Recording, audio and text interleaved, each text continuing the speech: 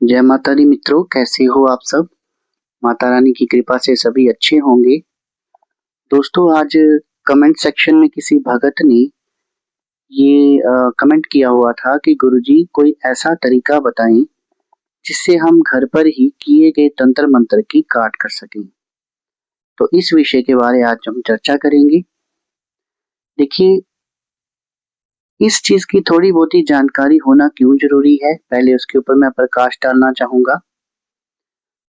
घर पे जो आपको तरीका बताया जाता है वो वैसे ही होता है जैसे डॉक्टर जो है होम रेमेडी बताते हैं। लेकिन जो प्रॉब्लम होती है उसका जो पक्का ट्रीटमेंट है वो डॉक्टर ही करते हैं।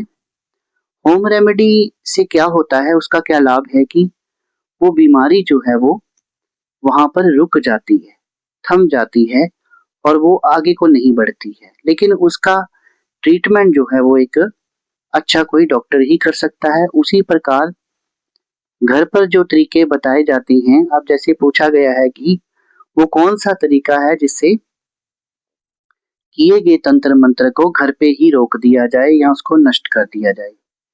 तो उससे ये लाभ होगा कि कम से कम हो सकता है कभी आपको गुरु ना मिले या आपके ऊपर प्रभु की कृपा उस समय इतनी ना हो और किया गया जादू टोना है, जो टोटका है, वो आप पर हावी हो जाए, आपके घर में कोई नुकसान हो जाए। तो घर में जो आपको टोटका बताया जाएगा, जो मैं आगे टोटका बताने जा रहा हूँ, वैसे तो टोटका इतना प्रभावी है कि वो तुरंत उसी समय जो किया गया है तंत्र है उसकी काट कर देगा। लेकिन फिर भी ये आपको बताना जरूरी है कि जरूरी नहीं है कि तंत्र की काट पूरी तरह हो।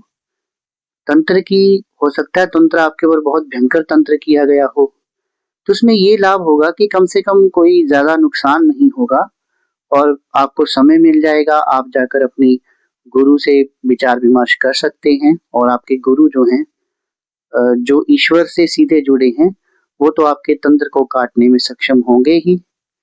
तो आप समझ गए होंगे कि एक तरह से जो आपको तरीका बताया जाता है वो होम रेमेडी है। वो जरूरी नहीं है कि वो पक्का ट्रीटमेंट ही हो, लेकिन उससे आपको लाभ होगा जरूर। और जो टोटका आज मैं बताने जा रहा हूँ, जिसमें किसी तंत्र मंत्र या यंत्र की जरूरत नहीं है, उससे तो 100% ही जो है तंत्र की काट हो जाएगी। लेकिन अगर फिर भी ऐसा नहीं होता है तो आपको अपने जो आपके गुरु हैं या कोई ओझा भगत हैं जिनके पास आप जाते हैं, वहां जाकर आपको विचार विमर्श करना चाहिए। तो अब बात आती है कि घर में क्या किया जाए। देखिए, उसके लिए पहले तो आपको लक्षणों का पता होना चाहिए थोड़ा बहुत कि ये जो व्यक्ति है ये ऐसा क्यों कर रहा है, क्या इसके ऊपर किसी तंत्र का प्रयोग किया गया है या नहीं किया गया। तो वो लक्षण किस प्रकार के होते हैं उसके ऊपर मैं पहले भी वीडियोस बना चुका हूँ, आप उन वीडियोस को जाकर देख सकते हैं। मान लीजिए, अब एक एग्जांपल लेते हैं कि बच्चा है, उसे ना तो कोई बुखार है, ना उसे दस्त लगी है, ना उल्टियां हैं, ना उसके पेट में दर्द है, बिल्कुल ठीक है। लेकिन वो कंटिन्यूअस रुदन कर रहा है, तो हो सकता है कि उसके ऊपर तंत्र का प्रयोग किया गया हो। और ये भी हो सकता है कि उसके ऊपर तंत्र का प्रयोग किया ही ना गया हो। तो आपके मन में ये प्रश्न उठ रहा होगा कि अगर उसके ऊपर तंत्र नहीं किया होगा और अगर हम ये टोटका कर दें तो उसका कोई साइड इफेक्ट ना हो। ऐसा बिल्कुल नहीं है, इस टोटके का कोई साइड इफेक्ट नहीं है।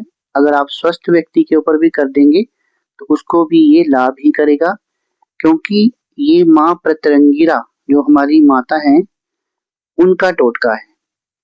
माँ प्रत्यंगिरा जो हैं, जो थंबनेल है उसके ऊपर भी आप उनकी तस्वीर देख रही होंगी, माता काली का ही रूप है और देवी जो है अपने भक्तों की रक्षा करती है।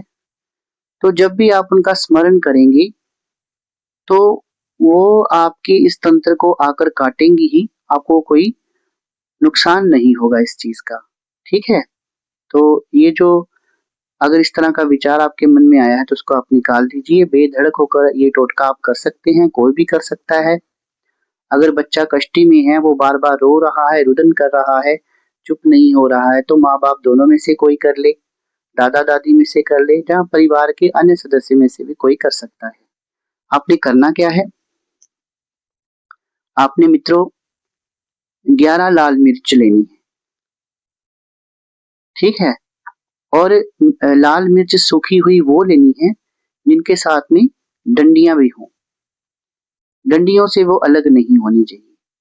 आप पहले 11 मिर्च जो है अपनी दाएं हाथ में ले लें, और आपने अब माँ प्रत्यंगिरा जो है उनका ध्यान करना है और उनसे गुजारिश करनी है कि हे देवी माँ, अगर इस बच्चे के ऊपर किसी भी प्रकार का अगर तंत्र किया गया है या इसको कोई नजर दोष है, तो उसको तुरंत आप यहीं पर समाप्त कर दें।